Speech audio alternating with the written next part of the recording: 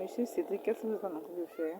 Après avoir évidemment confectionné le gémois comme vous le voyez, après avoir mis tous les différents éléments, j'entends par élément l'engrais, le nématicide au niveau des lignes de semis.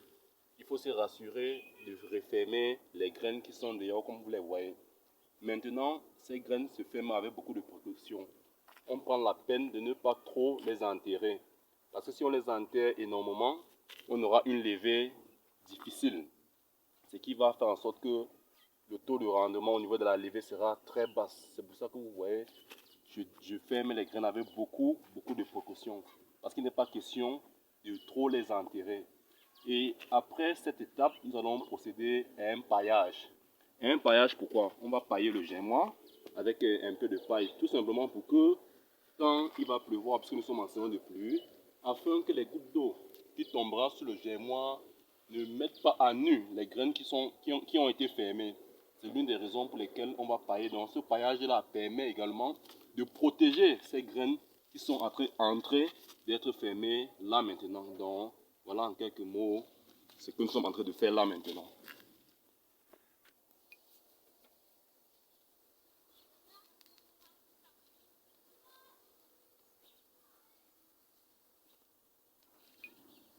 Après avoir donc fermé les différentes lignes de semis comme vous l'avez précédemment vu, nous avons procédé à la récolte de la paille afin de pailler notre gémois.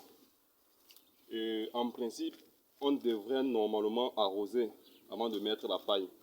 Mais étant donné qu'il a plu hier, le sol est suffisamment mouillé. C'est la raison pour laquelle nous avons annulé l'étape d'arrosage à ce niveau, parce qu'il a beaucoup plu hier. Donc là, nous allons procéder au paillage, comme vous voyez ainsi. Nous allons déposer minutieusement la paille au-dessus des lignes de semis, afin de ne pas abîmer le travail précédemment fait. Et comme je disais tantôt, cette paille est là en quelque sorte pour empêcher les gouttelettes d'eau qui tomberont quand il va pleuvoir de gâter et détruire le gémois.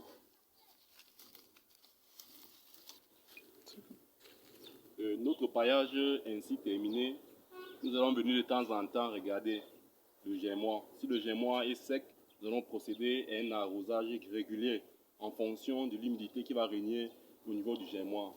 Et nous allons enlever la paille à partir d'un mois et demi, lorsque la levée sera déjà totale au niveau des différentes graines germées. Donc rendez-vous dans un mois et demi afin de voir l'évolution de notre gémois. Merci.